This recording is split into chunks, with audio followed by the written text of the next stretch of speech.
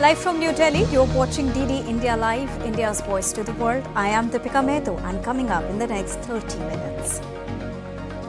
Bharatiya Janata Party releases its election manifesto for upcoming Lok Sabha polls. Party promises one nation, one election and UCC among others. PM Modi says party's manifesto focused towards empowering four strong pillars of developed India. On situation in West Asia, India urges immediate de-escalation and calls for diplomacy.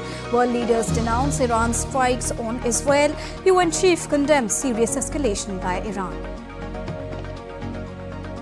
And in sports, in a mouth-watering clash, Casper Ruud all set to face Stefanos Tsitsipas in a bid to secure biggest title of the year on Sunday in France.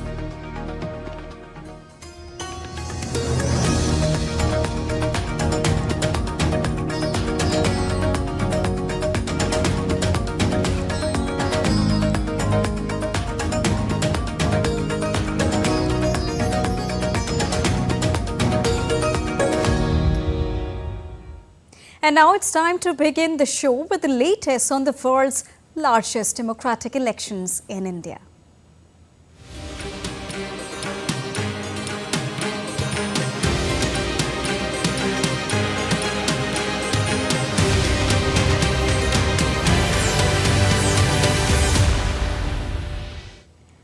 With its main focus on upliftment of women, youth, farmers and the poor people, India's ruling party, the Bharatiya Janata Party or the BJP, released its election manifesto for the 2024 Lok Sabha polls in the national capital on Sunday. Along with Prime Minister Narendra Modi, BJP's President JP Nada, Union Ministers Amit Shah, Rajnath Singh, Nirmala Sitharaman and Dr. S. Jaishankar were also present at the event. At the release of the BJP's manifesto, Prime Minister Narendra Modi also met with a few beneficiaries of central government schemes and handed a copy of the manifesto to each. The BJP's manifesto now promises bringing all the citizens above the age of 70 under the ambit of Ayushman Bharat scheme, also implementing the Uniform Civil Code, one nation, one election, among other things. Prime Minister Narendra Modi also said that the manifesto focuses on the dignity and quality of life of the citizens of India. हमारा focus dignity of life उस पर है, हमारा focus quality of life उस पर है, हमारा focus निवेश से नौकरी पर भी है। इस संकल्प पत्र में क्वांटिटी ऑफ अपॉर्चुनिटीज और क्वालिटी ऑफ अपॉर्चुनिटीज दोनों पर बहुत जोर दिया गया है। Prime Minister Narendra Modi also said that the entire country waits for the BJP's manifesto. So there's a big reason behind it, as in the last 10 years, the BJP has implemented every point of its manifesto as a guarantee on the ground. पूरे देश को भाजपा के संकल्प पत्र का बहुत इंतजार रहता है और इसका एक बड़ा कारण है। 10 वर्षों में भाजपा ने अपने संकल्प पत्र के हर बिंदु को गारंटी के रूप में जमीन पर उतारा है। भाजपा ने मैनिफेस्टो की सूचिता को फिर स्थापित किया है। ये संकल्प पत्र विकसित भारत के 4 मजबूत स्तंभ युवा शक्ति, नारी शक्ति, गरीब, किसान, इन सभी को सशक्त करता है। Now campaigning gains pace for the first phase of India's general elections 2024. Senior BJP leader and Prime Minister Narendra Modi is set to hold a public meeting in the states of Madhya Pradesh and Karnataka today. The Prime Minister will also attend and address a public meeting in Hoshangabad district of Madhya Pradesh. Later in the evening, the Prime Minister will also address a public meeting and will also hold a roadshow in Karnataka.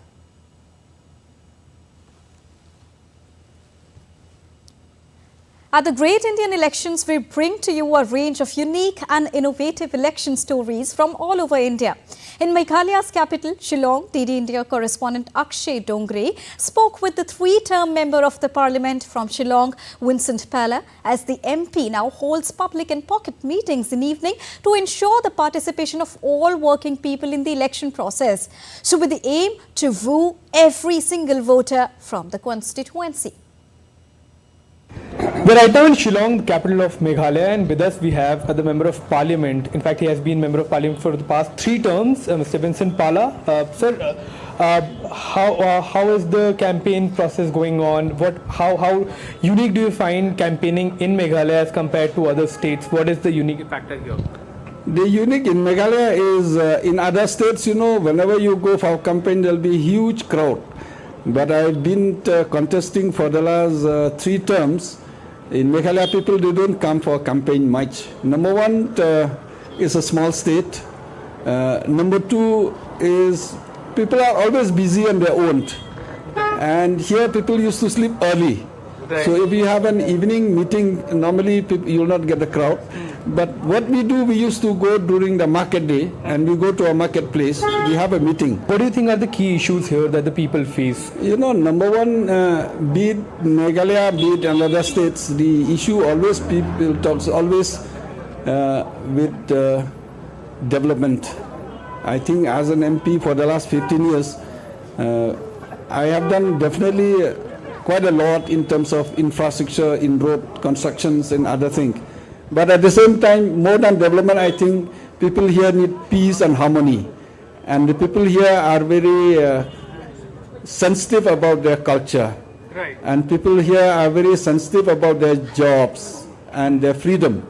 So with that in mind, in our campaign, when we become an MP, when we become anything, we have to look in that direction also. Because Shillong has a legacy from the British time. That was Mr. Vincent Pala, the Member of Parliament from Shillong constituency. He has been Member of Parliament for the past 15 years, that means 3 terms, and he is contesting for the 4th term as well from the Congress party.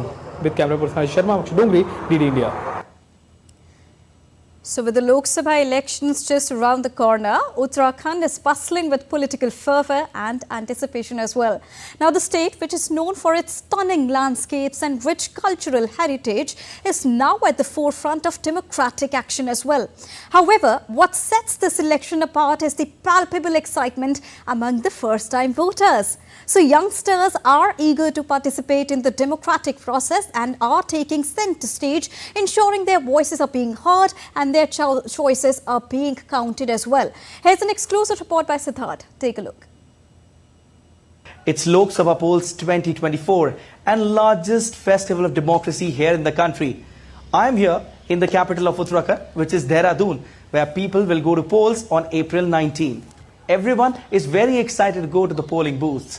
But guess what? Who's more excited than all? It's the youth. With the Lok Sabha elections just around the corner, the state, known for its stunning landscapes and rich cultural heritage, is now at the forefront of democratic action. Every corner of Uttarakhand is witnessing the preparations for the upcoming elections. Political parties are actively campaigning, reaching out to voters with promises and agendas aimed at addressing the diverse needs of the state. However, what sets this election apart is the palpable excitement among first-time voters. Youngsters eager to participate in the democratic process are taking center stage, ensuring their voices are heard and their choices count. I'm very excited because it's my first time and I wish everyone should go and vote because it's our right to choose. Very excited because it was my first voting time, so I'm very excited about it, and I want to tell the people to come and vote because it is our rights to vote. This is my first time as a voter and I am very excited and enthusiastic about these Lok Sabha 2024 elections, and I request and appeal everyone to go and vote for your respective candidate as it will shape your future and your democracy. The Election Commission of India is leaving no stone unturned to ensure a smooth and fair electoral process in Uttarakhand. Stringent measures are in place to maintain security, uphold transparency and facilitate maximum voter turnout. The first-time voters play a pivotal role in contributing to India's democracy. And as they cast their ballots for the first time, they carry the hopes and aspirations of millions with them. With camera person Manmohan, this is Siddharth Bharadwaj reporting from Dehradun for DD India. And now I'm joined by Siddharth Bharadwaj from Haridwar in Uttarakhand. Siddharth, good afternoon. First of all, take us through the constituency and the details of Haridwar and what are the regional issues there? All right, a very good afternoon to you too, Deepika. And right now I'm here in Haridwar in Uttarakhand.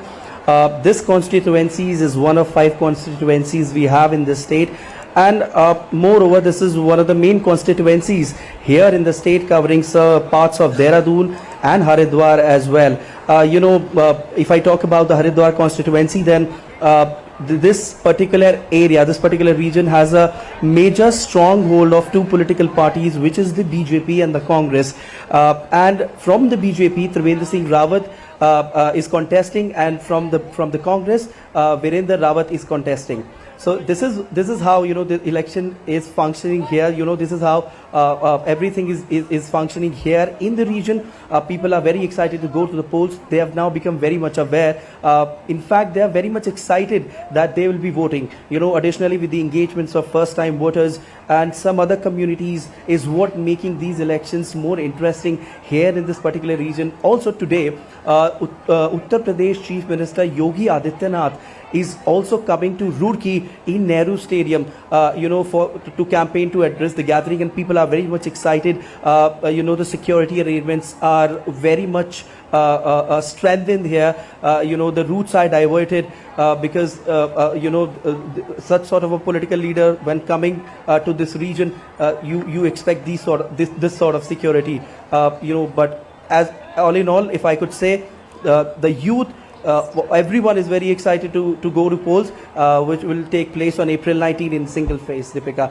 Talking about the regional issues in the state, then certainly if I talk about the remote areas, people have certain concerns, which is the lack of infrastructure.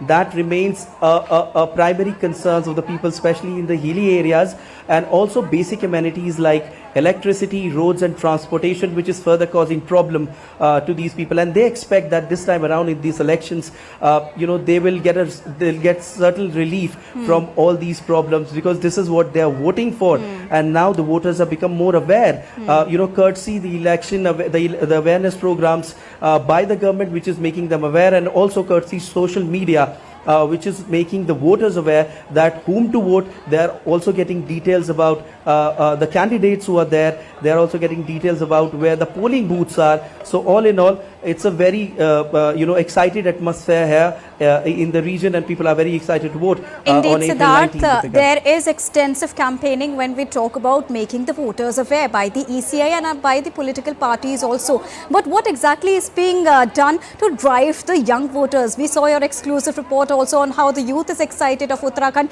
But what are the initiatives that are being made to ensure that they come in large numbers from their respective constituencies, Siddharth? Well, definitely, Deepika, like I said, in the exclusive report also you said that youth is so much excited, and also the first-time voters with their engagements. This is what is making these elections, more exciting, more unique in their own way. There are different initiatives that are being organized by different NGOs. There are different campaigns that are being organized to make sure that maximum number of youth participation should be there this time around in the elections. Also, for the tech-savvy youth, a lot is being done through social media, Deepika. They're getting aware of, like I said, where the polling booths are, who all are the candidates, what are their details, and what they've done in the past. So with all these details, they are becoming more aware on whom to vote. So that's the reason why they're very excited to go to polls on April 19. also, like I said, the different initiatives that have been organized by the Election Commission of India, they are actually motivating the youth of the country, the youth of the region, the youth of the state of Uttarakhand to actually go to polls, as they are very excited about Lok Sabha polls 2024, Deepika. All right, Siddharth. So not only youth, the influencers are also playing a key role here to ensure maximum voter turnout on the polling day. Thank you so much, Siddharth, for joining us and bringing us everything into perspective from Uttarakhand and especially Haridwar constituency. Moving on, in Maharashtra, election team reached the home of 100-year-old voter in the Naxal-affected Gadchiroli district of Maharashtra. With a view to ensure that no voter is deprived of voting, the Election Commission of India has for the first time this year made the facility of home voting available to the voters who are above 85 years of age and are voters with more than 40% disability certificates. As the Election Commission is concerned, Election Commission wants every single eligible voter to cast their vote.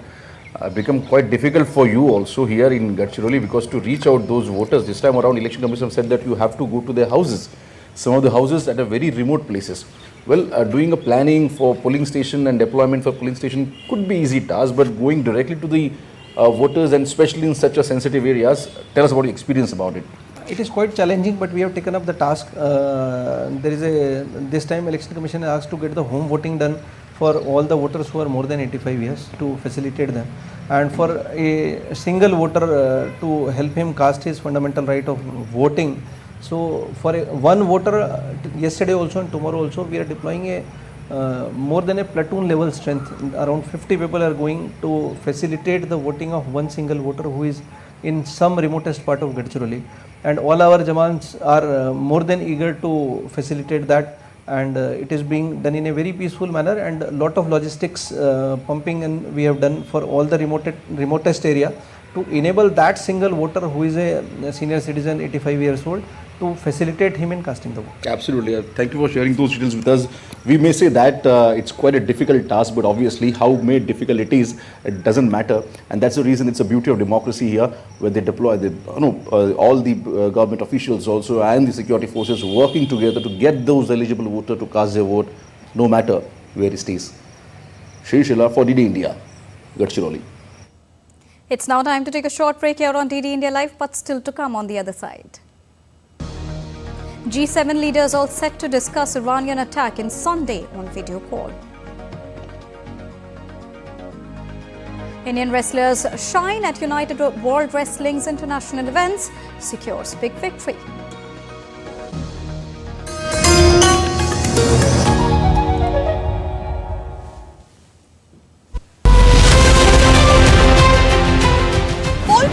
Tracks the pulse of the pole-bound southernmost Indian state of Tamil Nadu. Voting is our responsibility. This is a big fight between BJP and India alliance. Will you vote? Yeah, power of democracy. This is a huge. BJP is trying her best, for the past 10 years under the flagship of Sri Narendra Modi government. The 2024 Lok Sabha polls in Tamil Nadu are witnessing the battle royale between DMK, AIADMK and the BJP.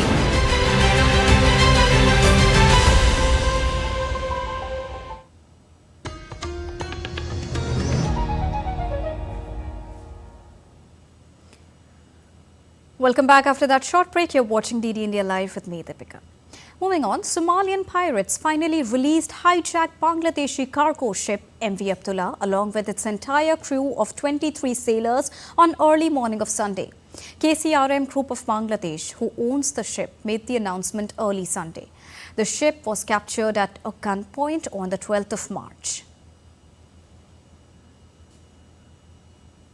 The Bangla New Year, called Pohila Boishakh, is being celebrated in Bangladesh with great fervour and traditional enthusiasm. The day also began with a grand performance by the cultural group called Chayanot. Artists of the Chayanot cultural group are also performing during these festivities and the fervour there in Bangladesh.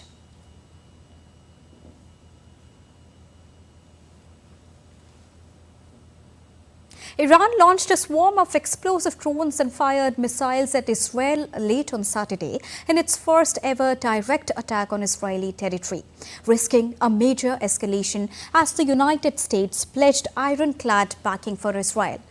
A barrage of objects was seen flying through the sky from Bethlehem, West Bank in the early hours of Sunday as drones and missile attacks from Iran are expected to continue towards Israel. Meanwhile, Israel said it had intercepted 99% of Iranian projectiles launched at Israel last night, says the IDF spokesperson. Of the 331 missiles and drones launched by Iran at Israel, 185 out of 185 kamikaze drones were shot down. 103 out of 110 ballistic missiles were shot down, and 36 out of 36 cruise missiles were also shot down. 7 ballistic missile impacts have also been recorded on Israeli territory. Tonight, Iran launched a large-scale of coordinated attack on Israel. The regime in Iran fired a massive swarm over 200 killer drones, cruise missiles, and ballistic missiles towards the state of Israel. Together with our allies and partners across the region, we are operating at this very moment to defend Israel from Iran's attack. So far, we have intercepted the vast majority of incoming missiles by Israeli systems. So far, we have intercepted and are continuing to intercept dozens of attack drones as well as cruise missiles and ballistic missiles outside of Israel's border. A number of Iranian missiles fell inside Israeli territory, causing minor damage to a military base with no casualties. Only one little girl has been hurt, and we hope she will be well. US President Joe Biden condemned Iranian attacks on military facilities in Israel and also pledged a coordinated G7 diplomatic response and said the United States had helped Israel take down nearly all of the attacking drones and missiles. Joe Biden, who cut short a trip to Delaware and returned to Washington earlier on Sunday to meet with the advisors about the attack, said US forces and facilities had not been hit. The president also said he reiterated the ironclad US support for Israel's security in a call with Prime Minister Benjamin Netanyahu, with whom he's had strained relations over Israel's handling of the war in Gaza. The United Nations Security Council is all set to meet on Sunday after Israel requested the council condemn Iran's attack on Israel and designate the Iranian Revolutionary Guard Corps a terrorist organization. The meeting will take place at 2000 hours GMT. Israel's ambassador to the United Nations, Gilad Erdan, requested the council to hold an emergency meeting in a letter on Saturday to the council's president.